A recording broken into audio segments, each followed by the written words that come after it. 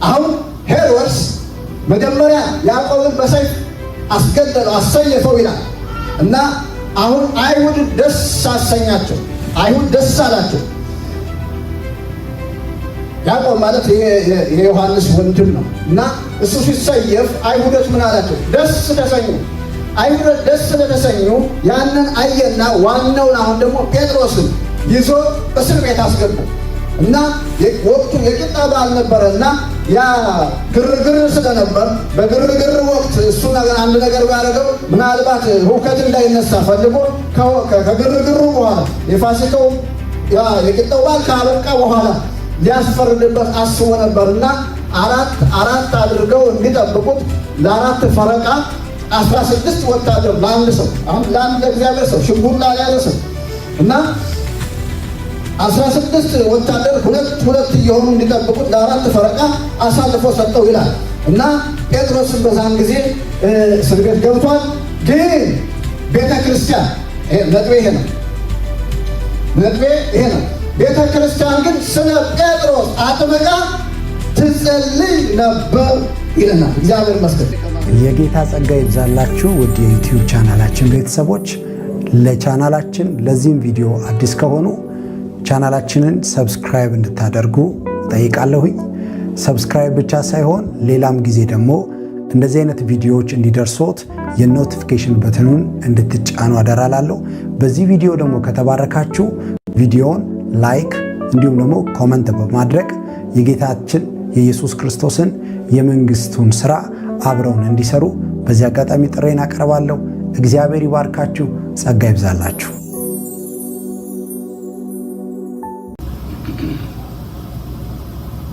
ሃሌሉያ! ኢየሱስ ክርስቶስ ጌታ ነው። እግዚአብሔር ስም የተባረከ ይሁን። ስለነበረ ጊዜ ሁሉ እግዚአብሔር እጅግ አድርገን እናመሰግናለን። እግዚአብሔር መልካም አምላክ ነው። እግዚአብሔር በመካከላችን አለ። ክብር ለእርሱ ይሁን። እግዚአብሔር ሆይ በጌታ በኢየሱስ ክርስቶስ ስም እጅግ አድርጌ አመሰግናለሁ። አንተ መልካም አምላክ ነህ። በመካከላችን ስላለ በኢየሱስ ክርስቶስ ስም አመሰግናለሁ። እግዚአብሔር አባት በጌታ በኢየሱስ ክርስቶስ ስም አሁን ደግሞ እግዚአብሔር ሆይ በቃልህ አለን። ቃልህን እንድትባርክልን የቃል ደጆች እንዲከፈቱ ሰማያት እንዲከፈቱ እኔም መናገር እንደሚገባኝ እንድናገር እግዚአብሔር አካባቢው ሁሉ በመንፈስ እንድትቆጣጠር በኢየሱስ ስም ጸልያለሁ። ማንኛውም ክፉ ነገር በኢየሱስ ስም የታሰረ ይሁን። ዓላማና ፈቃድ የተለቀቀ ይሁን። አመሰግንሃለሁ በኢየሱስ ክርስቶስ ስም አሜን። እግዚአብሔር አምላካችን እናመሰግናለን። ስሙ የተባረከ ይሁን። መሰዋያ ወይም ጸሎት በሚል ርዕስ እየተነጋገርን ያለ ነው። ይሄ ክፍል 5 ነው። መነሻ የሚሆነኝ ጌታ ኢየሱስ ክርስቶስ የተናገረው ቃል ማቴዎስ 26 ቁጥር 41 ላይ ያለ ነው። ማቴዎስ 26 ቁጥር 41 ላይ ምን ይላል? ወደ ፈተና እንዳትገቡ ትጉና ጸልዩ፣ መንፈስ ዝግጁ ነች፣ ሥጋ ግን ደካማ ነው ይላል። ተግቶ ስለመጸለይ ወይም ደግሞ መሰዋያ ጸሎት የመሰዋያ ቦታችን ነው እና ስለ መሰዋያ ነው እየተነጋገርን ያለነው። እግዚአብሔር አምላክ ተመሰገነ። ተግቶ ስለመጸለይ ጌታ ይናገራል። እሱ ራሱ ደግሞ የጌታን ሕይወት ባየንበት ጊዜ በምድር ላይ ሲመላለስ በነበረበት ጊዜ ጌታ ቀን ቀን ያስተምራቸዋል፣ ይፈውሳቸዋል፣ ይመግባቸዋል በስጋም በመንፈስም። እንደገና ደግሞ ሌሊት ተራራ ላይ እየወጣ ይጸልይ ነበር። ሌሊት ተራራ ላይ ወጥቶ ይጸልይ ነበር። እንደውም ትዝ ይላችሁ ከሆነ በመጀመሪያው በአገልግሎቱ ወቅት ሌሊቱ ሙሉ ሲጸልይ አድሮ መጣና ደቀ መዛሙርቱን ሐዋርያ ብሎ እንደሰየማቸው የእግዚአብሔር ቃል ይነግረናል። እግዚአብሔር አምላክ ተመሰገነ። ኢየሱስ ክርስቶስ ጌታ ነው። ስለዚህ ጌታ ኢየሱስ ክርስቶስ በቃ ይጸልያል፣ ቀን ያስተምራል፣ እንዳልኳችሁ ይሰብካል፣ በስጋም በመንፈስ ማለት ታምራት እያደረገ ይመግባቸዋል። ሰዎቹን ደዌያቸውን በሽታቸውን ከነሱ ላይ ያነሳል፣ አጋንንትን ያስወጣል። ነገር ግን ደግሞ ሌሊት ይጸልይ ነበር። ለምንድን ነው ካላችሁኝ ለእኛ ምሳሌ ሊሆን ነው ጌታ። ስለዚህ በጸሎት እንድንተጋ የእግዚአብሔር ቃል ያዘናል። እግዚአብሔር አምላክ ነው። እዚህ ቦታ የሚለው ትጉና ጸልዩ፣ ወደ ፈተና እንዳትገቡ ትጉና ጸልዩ ነው። የሚጸልይ ሰው በእውነት ፈተና አይገጥመው ይገጥመው፣ ግን በሚመጣው ፈተና እንዳትወሰዱ ማለት ነው። ፈተናውን በድል እንድታጠናቀቁ ፈተናውን በድል እንድታልፉ ትጉና ጸልዩ ማለት እንጂ የሚጸልይ ሰው አይፈተንም ማለት አይቻልም። እንፈተናለን፣ ሁላችን ማንም ይፈተናል። ሰይጣን በወደቀበት ዓለም ስላለን በዚህ ምድር ላይ ስላለን ዓለም አለ፣ ሰይጣን አለ፣ ስጋ አለ። ስለዚህ በብዙ አይነት መንገድ ውጊያ አለ፣ ፈተና አለ። ግን ፈተናው እኛን አይወስደንም። ስንተጋ ፈተናው ምን ያደርገን? ፈተናውን በድል እናልፋለን ማለት ነው።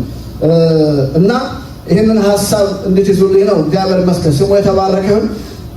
ለመግቢያ ይህንን ያህል ከተናገርኩኝ አንድ ሁለት ነጥቦችን መናገር እፈልጋለሁ። የሚጸልይ ሰው የሚተጋ ሰው በመጀመሪያ ተግቶ የሚጸልይ ሰው ምን ይሆናል?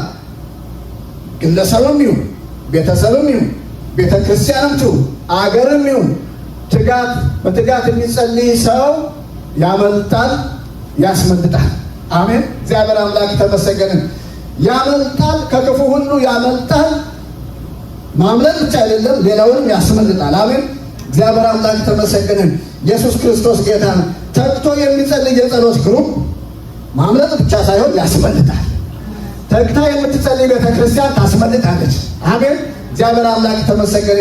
ዛሬ ከዚህ አንጻር አንድ ክፍል እናያለን። ተግታ የምትጸልይ ቤተክርስቲያን ታስመልጣለች። ስለዚህ የሐዋርያት ሥራ ምዕራፍ 12 ላይ የምናውቀው ክፍል ነው እና ያንን አውጥቼ ላሳያችሁ እፈልጋለሁ። ሐዋርያት ሥራ ምዕራፍ 12 ቀስ እያልኩ እሄዳለሁ። ሐዋርያት ሥራ ምዕራፍ 12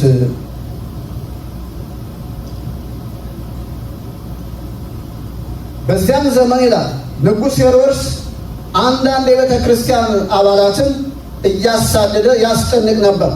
የዮሐንስንም ወንድም ያዕቆብን በሰይፍ አስገደለ። ይህ አድራጎቱ አይሁድን ደስ እንዳላሰኛቸው ባየ ጊዜ ጴጥሮስን ደግሞ አስያዘው። ይህም የሆነው በቂጣ በዓል ሰሞን ነበር። ጴጥሮስን ወህኒ ቤት ካስገባው በኋላ አራት ወታደሮች እየሆኑ እንዲጠብቁት በአራት ፈረቃ ለተመደቡ ወታደሮች አስረከበው። ይህንን ያደረገው የፋሲካ በዓል ካለፈ በኋላ ሕዝብ ፊት አውጥቶ ያስፈርድበት አስቦ ነው። ጴጥሮስም በዚያ መሰረት እስር ቤት ተጣለ።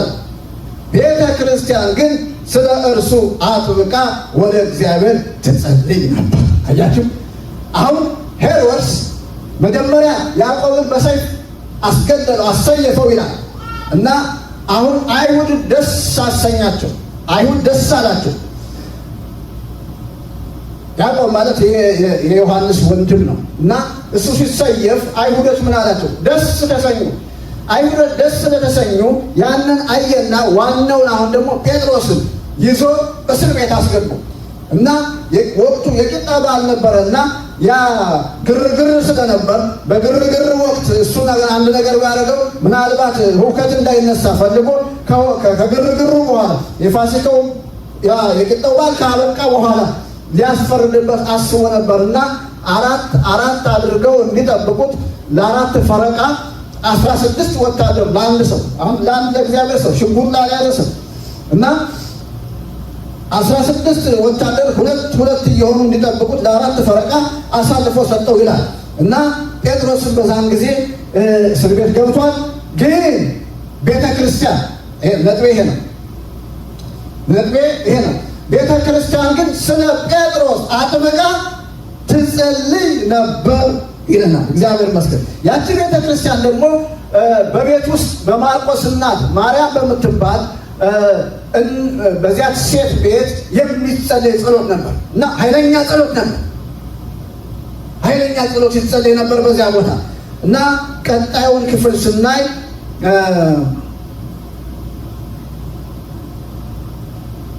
ያ ኃይለኛ ጸሎት ምን አደረገ ካላችሁም ሰማይ ከእግዚአብሔር ዘንድ መልእክት እንዲመጣ አደረገ።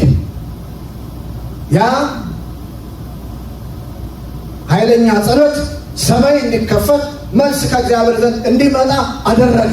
እግዚአብሔር ስም የተባረከው ኢየሱስ ክርስቶስ ጌታ ነው። ስለዚህ ሰማይን ያስከፈተ ጸሎት ነበር የሚጸልዩት። ሰማይ የታዘዘለት ጸሎት ነበር የሚጸልዩት። እግዚአብሔር ይመስገን ሰማይ በእነ ማርያም ቤት የሚጸለየውን ጸሎት ሰምቶ እግዚአብሔር ይመስገን ሰማይ ሰምቶ ምን አደረገ ካላችሁ ሰማይ ሰምቶ መላእክት እንዲላክ አደረገ። ሃሌሉያ! እግዚአብሔር ስም የተባረከ። ኢየሱስ ክርስቶስ ጌታ ነው። ሰማይ እንዲታዘዝ ሰማይ መልስ እንዲያመጣ ምን መደረግ ነበረበት? ጴጥሮስ በተያዘበት ጊዜ ዝም ብሎ ሐዘን ብቻ ሳይሆን ድንጋጤ ብቻ ሳይሆን ደንበኛ ጸሎት መጸለይ ነበረበት። ኃይለኛ ጸሎት መጸለይ ነበረበትና የእነሱ ጸሎት እግዚአብሔር ሰምቶ መልአኩን ሲልክ እንመለከታለን። እግዚአብሔር አምላክ የተመሰገነ ነው። መልአኩም ይላል ቁጥር 7 ላይ የጌታ መልአክም ድንገት ታየ ይላል። በክፍሉ ውስጥ ብርሃን በራ። መልአኩም የጴጥሮስን ጎን መታ አድርጎ ቀሰቀሰውና ቶሎ ተነሳ አለው። በዚህ ጊዜ ሰንሰለቶቹ ከእጆቹ ወደቁ ይላል። ሃሌሉያ! ሰንሰለት ይረግፋል። አሜን። ምናቀውም ቢሆን ማናቀው ቢሆን ሰንሰለት ይረግፋል።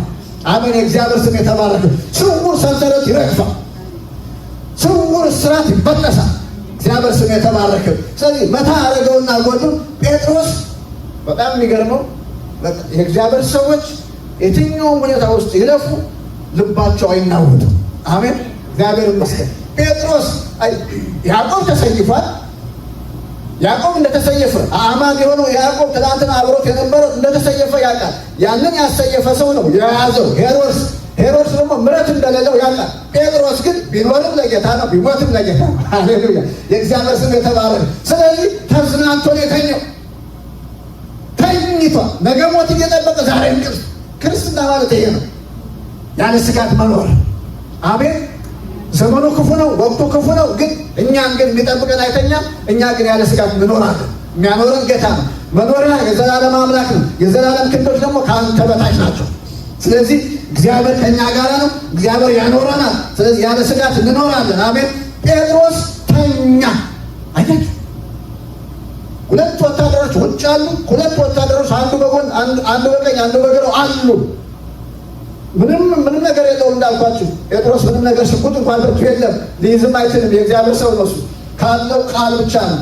ስለዚህ ነገር ግን ሁለት ወታደሮች በቀኝና በግራ አሉ። ሄሮድስ በፈለገው ጊዜ ትእዛዝ ሊሰጥ ይችላል። አውጡትና አምጡት ሊል ይችላል። ስለዚህ በትጋት እየጠበቁ ነው። ጴጥሮስ ግን ተዝናንቶ ተኝቷል። አተኛኙ ደግሞ መልአኩ መጥቶ እስከሚያነቀው ድረስ እንጂ ኃይለኛ ድብን ያለ እንቅልፍ ነው። በቃ ድብን ያለ እንቅልፍ። እግዚአብሔር ይመስገን፣ ስሙ የተባረከ። አርፏል፣ በጌታ አርፏል። አሜን። እግዚአብሔር ስም የተባረከ። መጥተውና አነቀው ይላል። እጆቹ በሰንሰለት ተይዘው ነበር፣ እግሮቹ በሰንሰለት ተይዘው ነበር። በእጆቹም በእግሮቹም ሰንሰለት እንዳለ ነው ጴጥሮስ የተኛው። ስለዚህ ሲነቃ ወይም ነቃ ሲያደርገው ጴጥሮስ ሲነቃ ከእንቅልፉ ሲነቃ ሰንሰለቶቹም ደግሞ ከእጁና ከእግሩ ላይ ረገፉ። ሃሌሉያ! እግዚአብሔር ስም የተባረከው። ኢየሱስ ክርስቶስ ጌታ ነው። ሰንሰለቶቹ ከእግሩ ወደቁ፣ ረገፉ። መልአኩ ልብስህን ልበስ አለው። ልብሱን ሁሉ አውልቆ የተኛው ጫማህንም አድርግ አለው። ጴጥሮስም እንደታዘዘው አደረገ። መልአኩም ቀጥሎ መደረቢያህን ከላይ ላይ አድርግ ተከተለኛል። ሁሉን ነገር ጫማውን ለብሶ ልብሱን ለብሶ መደረቢያውን ላዩ ላይ አድርጎ አሁን ተከተለኛል። የመጀመሪያውንና ሁለተኛውን ዘብ አልፈው ወደ ከተማው በሚወስደው መንገድ ላይ ወዳለው የብረት መዝጊያ ዘንድ ደረሱ። መዝጊያውም ራሱ አውቆ ተከፈተላቸው ይላል። ሃሌሉያ! እግዚአብሔር ስም የተባረከ። አውቆ ተከፈተላቸው። እግዚአብሔር ይመስገን። ሰው የዘጋው አጋንንት የዘጋው እግዚአብሔር ከፊታችን ሲሄድ አውቆ ይከፈታል። እግዚአብሔር አምላክ ተመስገን። እግዚአብሔር መልአኩን ሲልክ አውቆ ይከፈታል። ዛሬ የተዘጋጋ ብዙ ነገር ሊኖር ይችላል። ግን እግዚአብሔር ከእኛ ጋር ሲሆን ከፊታችን ሲወጣ በሩ የተዘጋው ነገር አውቆ ይከፈታል። ኢሳይያስ ምዕራፍ 45 ቁጥር 1 ላይ ምን ይላል? ለቂሮስ የተነገረ ቃል ነው። ከፊትህ ይሄዳል ይላል። ተራራውን ትክክል አደርጋለሁ፣ የናሱን ደጅ እሰብራለሁ፣ የብረቱን ቁርራ እቆርጣለሁ፣ በጨለማ የተሰወረችውን መዝገብ ደግሞ እሰጥሃለሁ። የናስ በር ማለት በጣም ወፍራም ነው። ቁመቱ ትልቅ ነው፣ ግዙፍ ነው ማለት ቁመቱ ያው እንደ ቤቱ መጠን ነው የሚወስነው። ግን ይህንን ያየሁት ሱዳን ነው። የቤተ ክርስቲያን በር በእንግሊዝ ነች ያን ጊዜ የተሰራው እና በጣም ወፍራም ነው እና በጣም የሚገርማችሁ ያንን ሳይ ይሄ ቃል ትዝ ይለኛል። እንደዛ አይነቱን ወፍራም በር ሰብራለሁ ይላል። መቀርቀሪያውን ደግሞ የብረቱን መቀርቀሪያ ቆርጣለሁ።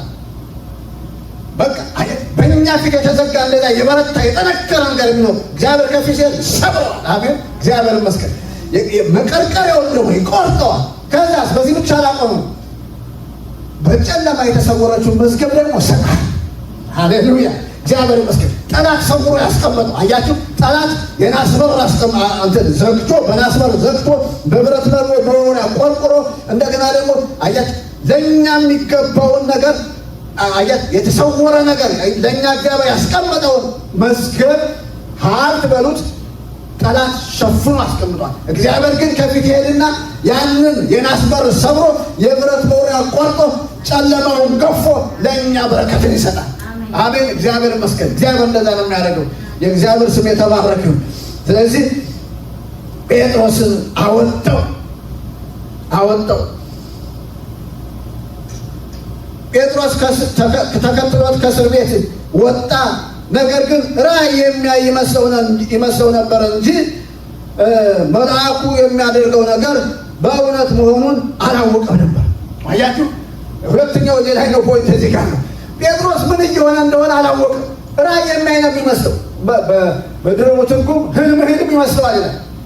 ስለዚህ እግዚአብሔር ይመስገን አንዳንዴ እኛ ከተያዝንበት ልንወጣ የምንችል ከማይመስለን ቦታ ላይ ህልም እየመሰለ እንወጣለን።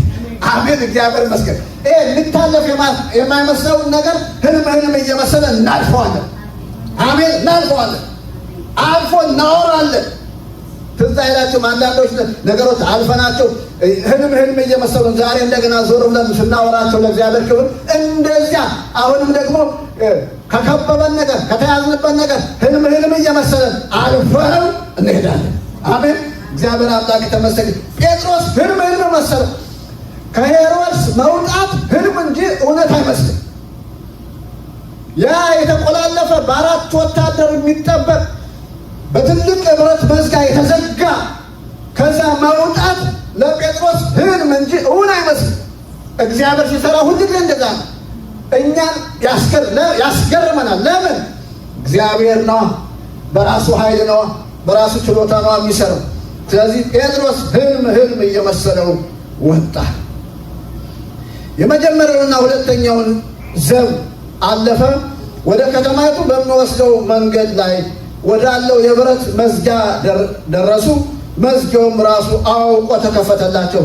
እነርሱም ወጥተው ሄዱ። አንዲት ስላሽ መንገድ እንዳለፉም ወዲያው መልአኩ ተለየው። ጴጥሮስም ሲረጋጋ ጌታ መልአኩን ልኮ ከሄሮድስ እጅና አይሁድ ካሰቡበት ሁሉ እንዳወጣኝ አሁን ያለ ጥርጥር አወቅኩ አለ። ሃሌሉያ። ይህንን ከተረዳ በኋላ ብዙ ሰዎች ተሰብስበው ቅድም ያልኩት ቦታ ላይ ማለት ነው በአንድነት ወደሚጸልዩበት ማርቆስ ወደ ተባለው ወደ ዮሐንስ እናት ወደ ማርያም ቤት ሄደ። እዚያ ደርሶ የውጨኛውን በር ባንኳኳ ጊዜ ሄሮዳ የተባለች አንዲት የቤት ሰራተኛ ማን እንደሆነ ለማጣራት ወደ በሩ ሄደች። የጴጥሮስ ድምፅ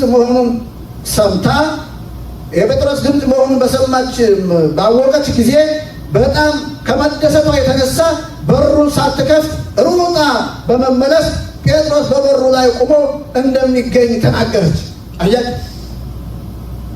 አይታሰብማ። አንዳንዴ እኮ የምንጸልየውን ጸሎት በቃ ከአእምሯችን በላይ ስለሚሆን መልሱ በቃ አሁን እንደዛ ነው የተገረመችው። እየጸለዩ እኮ ነው እግዚአብሔር ሆይ አድነው እያለ ጴጥሮስን አድነው እያለ ነው። አሁን በማርቆስ እናት በዮሐንስ እናት በማርያም ቤት ኃይለኛ ጸሎት እየተጸለየ ነው። ምን እያሉ ማርቆስ እንደሞተ ማነው ያዕቆብ እንደሞተ ጴጥሮስ ደግሞ እንዳይሞት እግዚአብሔር ሆይ ከዚህ ሰው እጅ አንተ ብቻ ነው የምታድን እንጂ ማንም ሊያድን አይችልም። ከሄሮድስ እጅ ማንም ሊያስጥል አይችልም። እግዚአብሔር አንተ ነህ፣ ጣልቃ ገባ እያሉ እየጸለዩ ግን መልሱ ሲመጣ አንዳንዴ የምንጸልየው ጸሎት መልሱ ሲመጣ ያስገርመናል። ማመን ሁሉ እስከሚያቅተን ድረስ እኮ ነው እና ከአቅማችን በላይ ስለሆነ ከእኛ ልክ መጠን በላይ ነውና የእግዚአብሔር አሰራሩ። ስለዚህ ሲያንኳኳ ደንግጣ ሄዳ ተናገረች። እነሱ ደግሞ ሰዎች አይደሉም ዋናዎቹ፣ እዛም ቢጸልዩት ሰዎች ደግሞ የሰጡት መልስ ተመልኩት። ሰዎቹም ይላል አብደሻል እንዴ ያሉ አብደሻል እንዴ አብደሃል እንዴ የሚያሳይ ነገር ያደርጋል እግዚአብሔር። ሃሌሉያ! እግዚአብሔር ይሄማ ማይታመን ነው፣ ማይታመን ነገር ነው እንዴ! በቃ እግዚአብሔር እንደዛ ነገር ያደርጋል። የማይታመን ነገር እግዚአብሔር ያደርጋል። ሰዎቹም አብደሻል እንዴ አሏት። እርሷ ግን ይህንኑ ደጋግማ በነገረቻቸው ጊዜ እንግዲያውስ አሉ የእርሱ መልአክ ነው አሉ። ሁለተኛ ያሉት ነገር ትንሽ ያልሆኑት ነገር ቢሆን ምናልባት እንግዲህ እየጸለይን ያለው እግዚአብሔር የእሱን መልአክ ነው የላከው ማለት ነው አሉ። የእሱ መልአክ ጴጥሮስን መስሎ የመጣ መልአክ ነው እንጂ ጴጥሮስማ እንዴት አድርጎ ነው አሁን ቢሆነው አሉ። እግዚአብሔር ስም የተባረከ። ጴጥሮስ ግን ማንኳኳቱን ምን አደረገ? ቀጠለ ይላል እግዚአብሔር። ማንኳኳቱን ሲቀጥል መጡና ከፈቱለት። በኋላ ገባ እና ጴጥሮስም በር ማንኳኳቱን ቀጠለ። እነርሱም በሩን ከፍተው ባዩት ጊዜ ተገረሙ።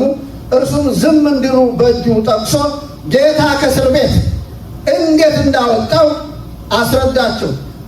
ስለ ሁኔታው ለያዕቆብና ለወንድሞቹ ንገሯቸው አላቸው። በዛን ጊዜ ወደ ሌላ ስፍራ ሄደ ይላል። ስለዚህ ሌሎች ዋናዎቹ እዛ ቦታ የሉም፣ ለእነሱ ተናገሯልና ወደ ሌላ ቦታ ሄደ ይላል። ስለዚህ ምንድን ነው እነዚህ ቦታ የምንማረው? ጴጥሮስ ሊወጣ ከማይችልበት ኃይለኛ የሞት ቦታ ነው ጌታ ያወጣው። አያችሁ? እና ይሄ ነገር እንዴት ሆነ ካላችሁ፣ ጴጥሮስ እንዴት አመለጠ ካላችሁ፣ የሚያስመልጥ ጸሎት በዮሐንስ እናት በማርያም ቤት ይጸለይ ነበር። ቤተ ክርስቲያን አጥብቃ ትጸልይ ነበር። ሃሌሉያ! ስለዚህ አጥብቃ የምትጸልይ ቤተ ክርስቲያን፣ አጥብቆ የሚጸልይ የጸሎት ግሩፕ፣ አጥብቆ የሚጸልይ ግለሰብ ወይም ቤተሰብ ያመልጣል፣ ያስመልጣል። አሜን! እግዚአብሔር ይመስገን። ኃይለኛ ከሚመስል ነገር ያስመልጣል። ከሄሮድስ ማምለጥ፣ ከሄሮድስ እጅ መውጣት እንዳልኳችሁ ከባድ ነገር እና ከራሱ ከዲያብሎስ መውጣት ነው። ግን እግዚአብሔር ግን ሊያወጣው የወደደውን ያወጣል። እና እግዚአብሔር ደግሞ የእኛን እንትን ይፈልጋል። ሊሰራ የሚችልበት እጁን የሚያስገባበት ቀዳዳ ይፈልጋል። ያም የእኛ መታዘዝ፣ የእኛ መጸለይ ነው። እና እነዚህ እቺ ቤተክርስቲያን በዮሐንስ እናት ቤት በማርያም ቤት የሚጸለይ ቤተክርስቲያን አጥብቃ ትጸልይ ነበር። ጴጥሮስን ከሞት አስመለጠች። ስለዚህ አንደኛው ፖይንቴ አጥብቆ የሚጸልይ ያመልጣል፣ ያስመልጣል። አሜን! ያስመልጣል የሚለውን ፖይንት ያዙልኝ። ሁለተኛው ደግሞ አጥብቆ የሚጸልይ ሰው ራሱ ያመልጣል። አሜን! ዳንኤል ነው። ይህንን የምናውቀው ታሪክ ነው። ዳንኤልን መጽሐፍ ታወጡልኝና እሱን እናያለን።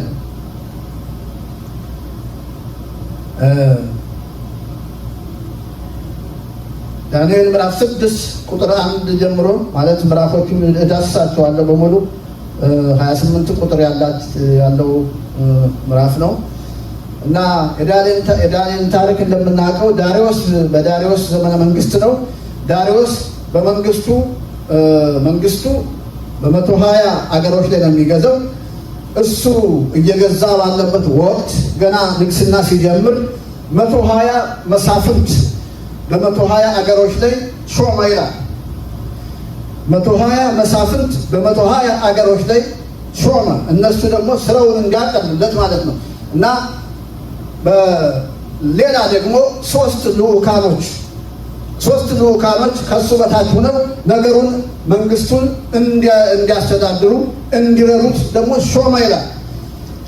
ከነሱ መካከል አንዱ ዳንኤል ነው ይልና ዳንኤልም ደግሞ ጥበብ የሞላበት እውቀት የሞላበት ሰው ስለሆነ ከሱ ሁለተኛ አድርጎ በሶስቱ ልኡካን ላይ የበላይ ያደርገው ወደደ ይላል።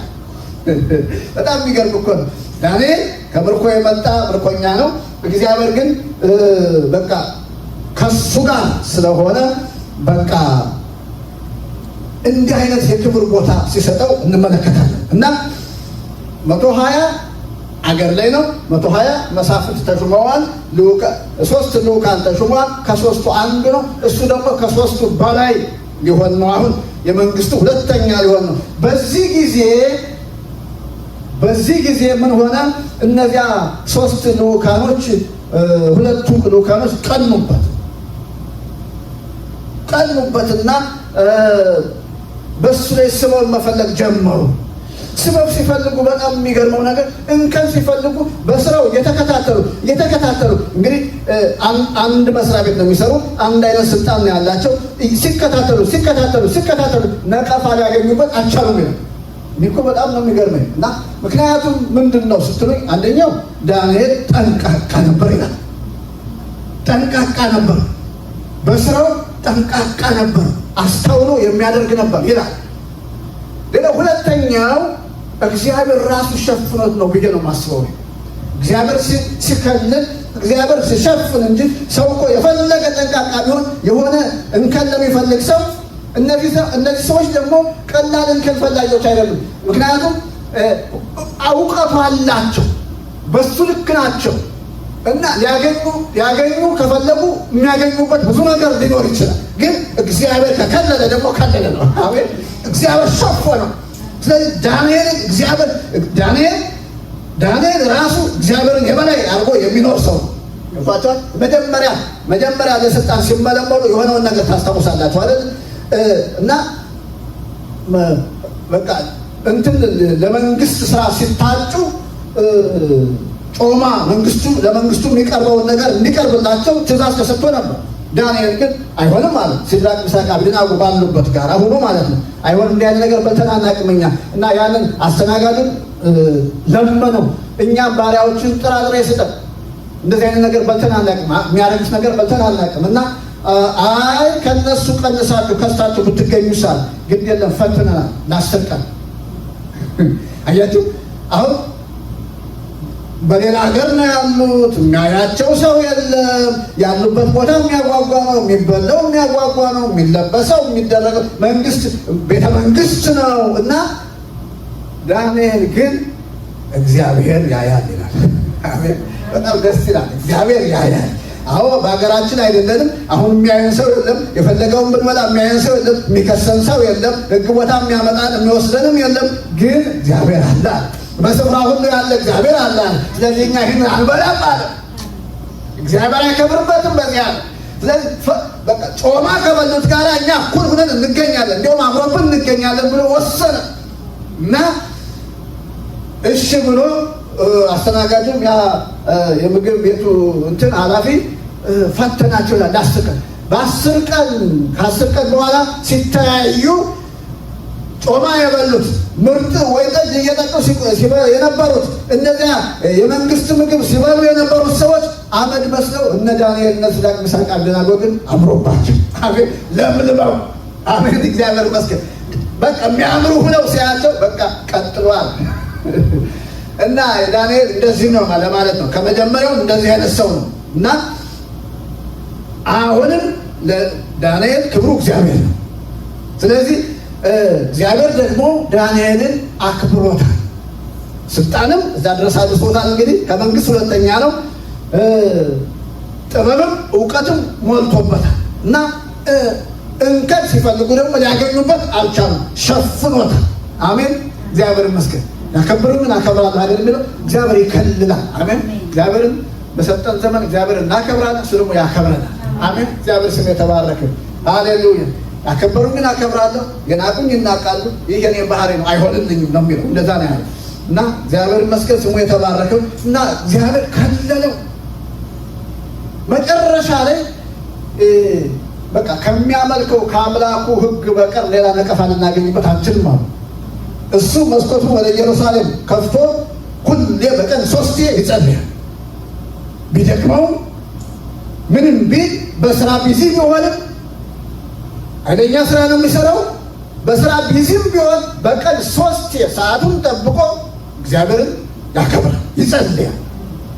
ሲያዩ ይህን ብቻ ነው ያገኙበት። ስለዚህ በዚህ መልክ ሕግ አረቀቁ። ምን ብለው? ከንጉሱ በቀር ለአምላክ ቢሆን ለሰው ቢሆን ለተለየ ጣዖት ቢሆን ለአንድ ወር ማንም ሰው ስግደት እንዳያቀርብ መስዋዕት እንዳያቀርብ። እነዚያ 2 ሰዎች 120ዎቹን ሁሉ ስብሰባ ጠርተው አሳምጠው ከዛ ይህንን ሀሳብ ወደ ንጉሱ አመጡት። ሀሳብ አይደለም፣ ኦልሬዲ ጨርሰዋል። ንጉሱ እንዲያጸድቀው ብቻ ነው ያመጡበት። በጣም የሚገርም እና ይህንን ሀሳብ ሲያመጡ ንጉሱም በጣም ክብር ተሰማው መሰለኝ፣ ዝም ነው ያለው። እሺ አለ እና 120ዎች ራሱ እነዚያ አላቸው ማህተም፣ የእሱም የእነዚህ የሁለቱም ማህተም ታተመ፣ የንጉሱም ማህተም ታተመ። ለአንድ ወር ለ30 ቀን ማንም ከንጉሱ ወደ ንጉሱ ካልሆነ በቀር ወደ ማንም ወደ የትኛውም አምላክ ስግደት ማቅረብ አይቻልም። አሁን የአዋጅ ከጸደቀ በኋላ እነዚህ ሰዎች ምን አይነት ደስታ እንደሚሰማቸው ራሳችሁ መገመት ትችላላችሁ። ቀለበት ውስጥ እንደገባ ጥርጥር የለውም። ዳንኤል በእነሱ ቀለበት ውስጥ እንደገባ ሊያመልጣቸው እንደማይችል በቃ የታወቀ ነገር ነው። በቀን 3 ጊዜ እንደሚጸልይ ያንን ሊያቋርጥ እንደማይችል አዋጅ ደግሞ ያንን ታርጌት ያደረገ እንደሆነ ያውቃሉ። ስለዚህ በቃ ደስታ በደስታ ሆነዋል። ሕጉ ለራሳቸው እንደረቀቀ አላወቁ እና ዳንኤል አዋጁ እንደወጣ ባወቀ ጊዜ እንደ ልማዱ ይላል። ሃሌሉያ! እግዚአብሔር ስም የተባረከ። እያወቀ ሞት እንዳለ እያወቀ ያን የተላለፈ ለአንበሳ እንደሚጣል እያወቀ ነገር ግን እንደ ልማዱ ለእግዚአብሔር ስግደቱን አቀረበ ይላል። ሲከታተሉ አገኙትና ሄደው በማስረጃ ለንጉሱ ነገሩት። አንተ እንዲህ አይነት ሕግ አላወጣንም፣ ለአንድ ወር ለየትኛውም አምላክ ሰው እንዳይሰገድ ከአንተ በቀር። አዎ አለ።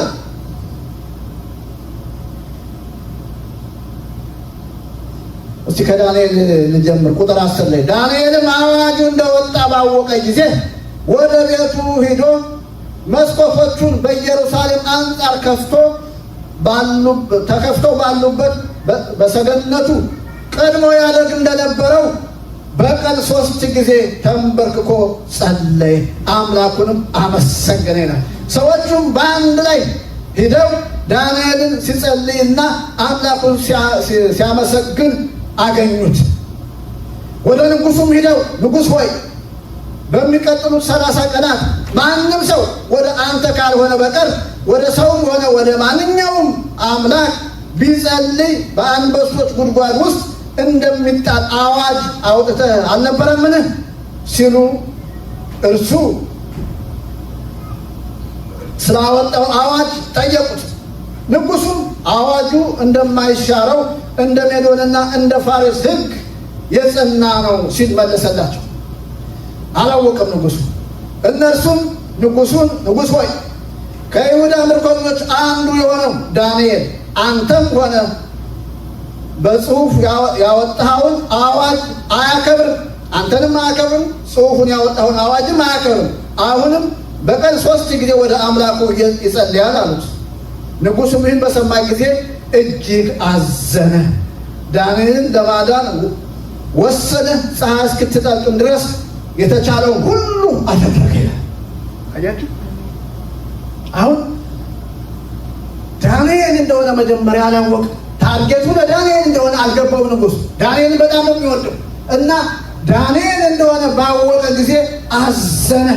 ሊያድነውም ፀሐይ እስከምትገባ ድረስ ደከመ ይላል። ግን እየመጡ ይወተውቱታል። ፓወር አላቸው፣ ብዙ ናቸው። ሕጉ ደግሞ የማይሻር ነው እና አስጨነቁት።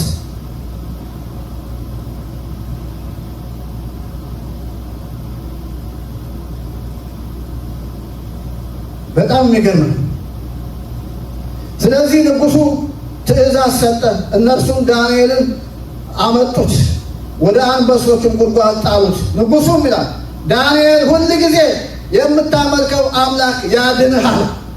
ዳንኤል ሲጣል ንጉሡ ያለው ነገር ዳንኤል እኔ ላድንህ ታግዬ ነበረ፣ ከአቅሙ በላይ ነው። ግን ሁል ጊዜ የምታመልከው አምላክ እሱ ከአንበሶቹ ያድንሃል። ይህን ቃል ተናገረ። ድንጋዩንም አምጥተው በጉድጓዱ አፍ ላይ ገጠሙት።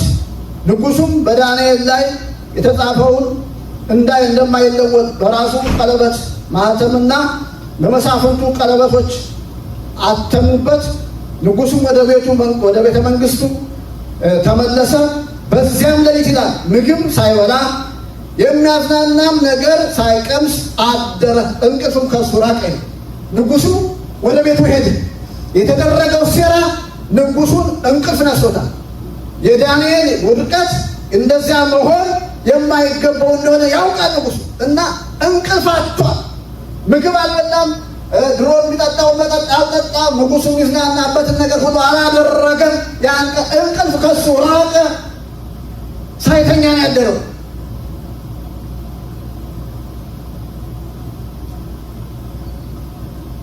በማለዳም ይላል ቁጥር 19 ላይ በማለዳም ገና ጎህ ሲቀድ እስኪነጋ አልጠበቅም። አየህ ገና ጎህ ሲቀድ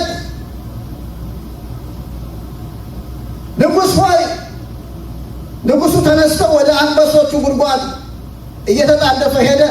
በጉድጓዱም ቀርቦ በሐዘኔታ ድምፅ ዳንኤልን የሕያው አምላክ አገልጋይ ዳንኤል ሆይ ሁል ጊዜ የምታመልከው አምላክህ ከአንበሶቹ ሊያድን ችሏልን ብሎ ተጣራ።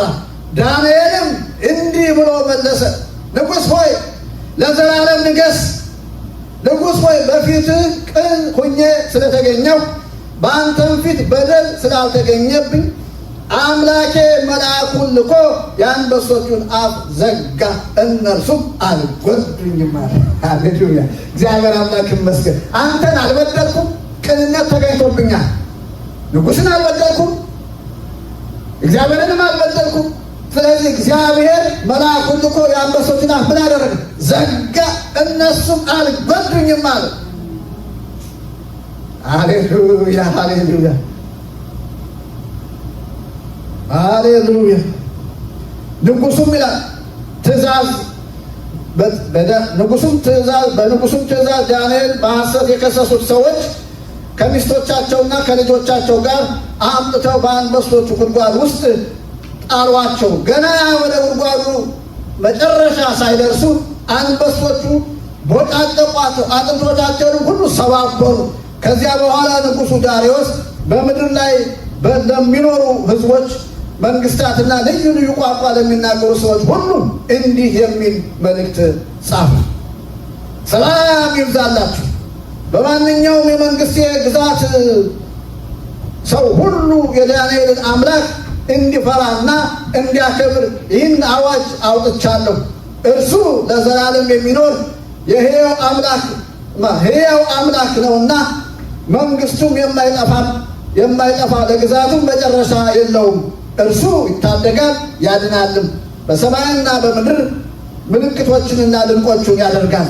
ዳንኤልን ከአንበሶች አፍ አድኖታል። ስለዚህ ዳንኤል በዳርዮስ ዘመነ መንግስት በፈሪሳዊው በፋሪሲው በቂሮስ ዘመን መንግስት ሁሉ ኑሮ ተሳካለት። ሃሌሉያ! የእግዚአብሔር ስም የተባረከ። አያችሁ እነዚያን ሰዎች እኔ በጣም ያሳዘነኝ ልጆቻቸውና ሚስቶቻቸው ካመፀው የሌሉበት፣ ከተንኮሉ የሌሉበት፣ ከምክሩ የሌሉበት እነሱም አብረው እንዲጣሉ መደረጋቸው ነው። እና ንጉሡ እንደዛ አደረገ። ስለዚህ ገና በአየር ላይ እንደሰባበሯቸው አጥንቶቻቸውን ሁሉ እንደሰባበሩ ይነግረናል የእግዚአብሔር ቃል። አሁን እንዳነበብ ነው። የእግዚአብሔር ስም የተባረከ። ዋና ፖይንት ምንድን ነው? ዳንኤል ከዛ ከአንበሳ አፍ ያመለጠው በጸሎት ሲተጋ ስለነበር፣ ለአምላኩ ታማኝ ስለነበር ነው። አሜን። የእግዚአብሔር ስም የተባረከ። ኢየሱስ ክርስቶስ ጌታ ነው። ስለዚህ በጸሎት የሚተጋ ሰው ምን ይሆናል? ያመልጣል። አሜን። እንተጋለን። በጸሎት እንድንተጋ ደግሞ ጸጋ አለ። ጸጋ ሰጥቶናል ጌታ። ስለዚህ እንተጋለን። እግዚአብሔር ደግሞ ከሚመጣው ክፉ ነገር አሁንም ካለንበት ማንኛውም ክፉ ነገር ያስመልጠናል። አሜን። እግዚአብሔር ስም የተባረከ። ሌላ ሁለተኛው ነጥቤ ይህን ቶሎ ቶሎ ብዬ ልናገርና ጨርሳለሁ። ሁለተኛው ነጥቤ ምንድን ነው? ተግቶ የሚጸልይ ሰው እግዚአብሔር ከተናገረለት ሀሳብ ጋር ይገናኛል። አሜን። እግዚአብሔር ለኛ የተናገረው ብዙ ነገር አለ። እግዚአብሔር የተሰጠን የተስፋ ቃል አለ። እግዚአብሔር ብዙ ኪዳኖችን ገብቶልናል። ስለዚህ ተግቶ የሚጸልይ ሰው እግዚአብሔር ከተናገረው ሀሳብ ጋር ይገናኛል። አሜን። እግዚአብሔር ይመስገን፣ ስሙ የተባረከ። ይሄንን ሉቃስ ወንጌልን ታወጡልኝና ሉቃስ ወንጌል ምዕራፍ 2 እናያለን።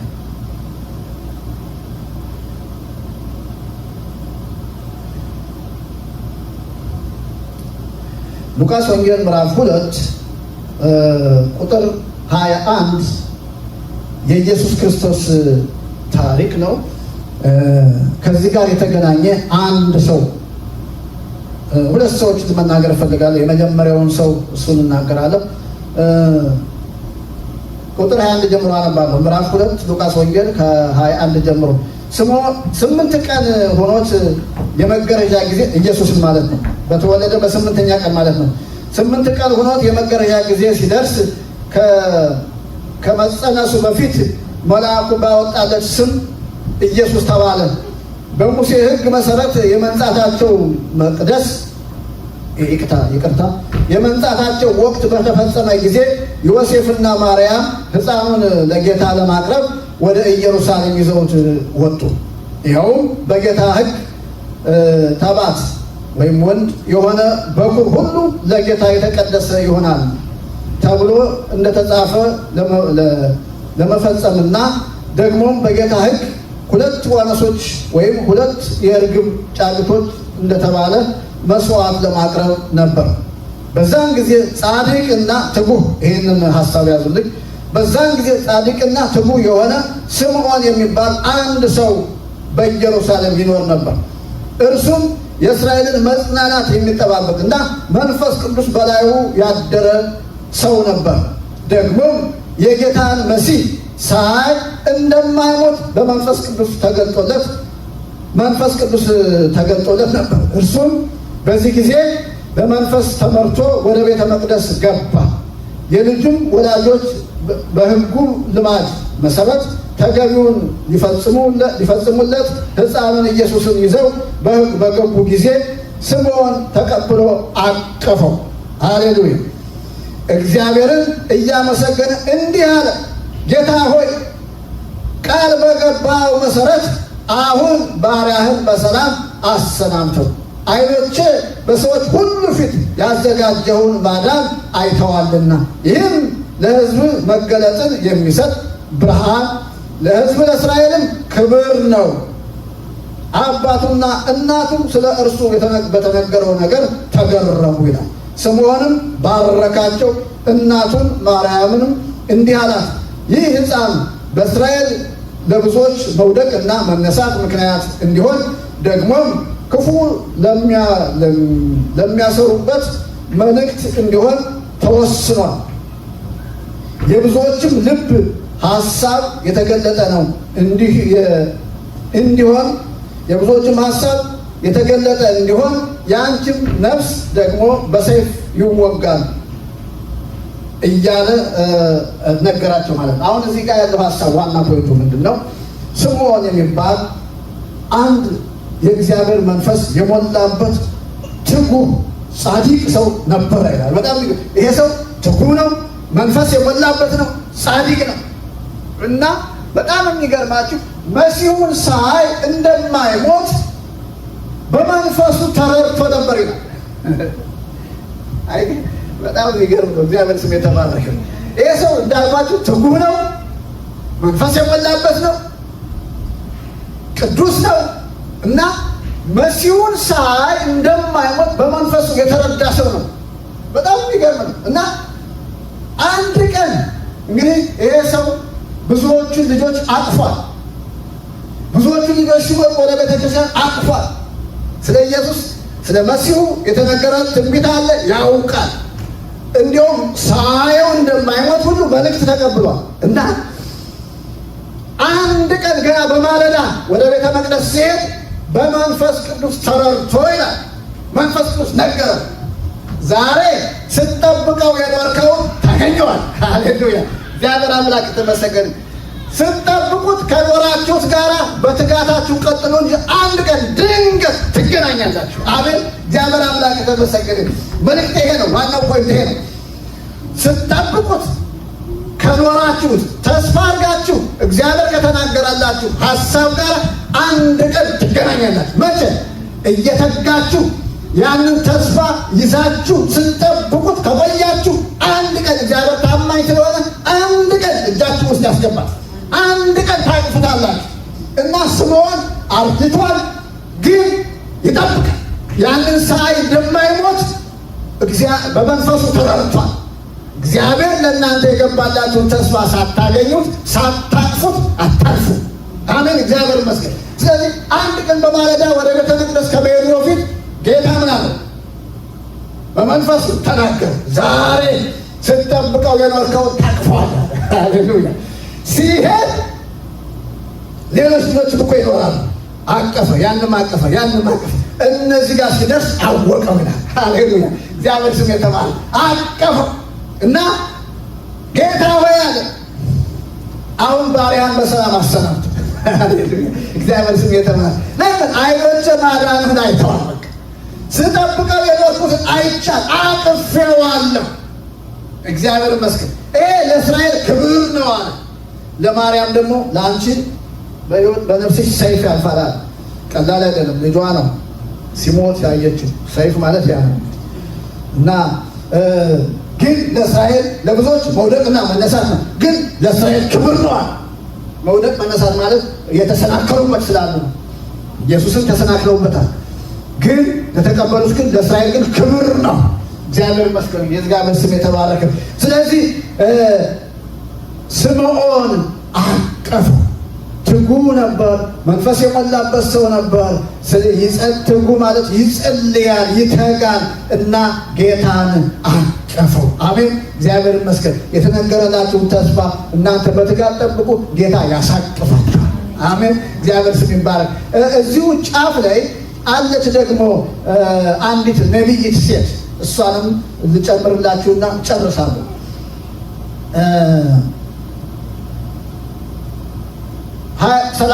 ቁጥር 36 ላይ ደግሞ ይላል ከአሴር ወገን የሆነች የፋኑኤል ልጅ ሐና የምትባል ነቢይት በዚያ ነበረች። እርሷም በጣም አርጅታ ነበር። በድንግልናዋ ካገባችው ከባሏም ጋር 7 ዓመት ኖረች።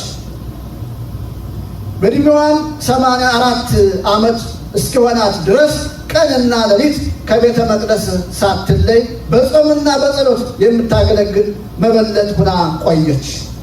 በዚያም ጊዜ ቀርባ እግዚአብሔርን አመሰገነች። የኢየሩሳሌምን መቤዠት ለሚጠባበቁ ሁሉ ስለ ሕፃኑ ተናገረች። ዮሴፍና ማርያም በጌታ ሕግ የታዘዘውን ሁሉ ከፈጸሙ በኋላ በገሊላ አውራጃ ወዳለችው ከተማ ወደ ናዝሬት ተመለሱ። ሕፃኑም አደገ፣ እየጠነከረም ሄደ፣ በጥበብም ተሞላ፣ የእግዚአብሔርን ጸጋ ከእርሱ ጋር ነበር ይላል። አሁን ይቺ ሴት ሐና ትባላለች። ከአሴር ወገን ነች እና በወጣትነቷ በድንግልናዋ ካገባችው ባሏ ጋር 7 ዓመት ብቻ እንደኖረች ይነግረናል የእግዚአብሔር ቃል። ከዛ በኋላ ባሏ እንግዲህ ሞቷል እና መበለት ሆና በቤተ መቅደስ ዘመኗን በሙሉ ማግባት እኮ ትችላለች ከሞተ በኋላ ግን አላገባችም። መበለት ሆና በቤተ መቅደስ እያገለገለች በጾምና በጸሎት 84 ዓመቷ ነው እና እያገለገለች ኖረች። ነቢይ ነች ይለናል የእግዚአብሔር ቃል። እና ይቺ ሴት ስለ ምንድን ነው የሚለው? እግዚአብሔርን እያመሰገነች የኢየሩሳሌምን መቤዠት የኢየሩሳሌምን ነፃ መውጣት ለሚጠባበቁ ሁሉ ስለ ሕፃኑ ተናገረች። ይሄ ሕፃን ለእስራኤል ነፃ መውጣት እንደሆነ የሚጠባበቁ እንዳሉ ለእነሱ ተናገረ። የተናገረችው ዝርዝር አልተጻፈልንም፣ ግን ተናግራለች። ይጠባበቁ የነበሩ ሰዎች ይሄ ነው መሲሁ መጥቷል ብላ ተናገረች። አሜን። የእግዚአብሔር ስም የተባረከ። ይህችም ሴት ትጉ ነበረች። 84 ዓመቷ ነው። ትጾማለች፣ ትጸልያለች።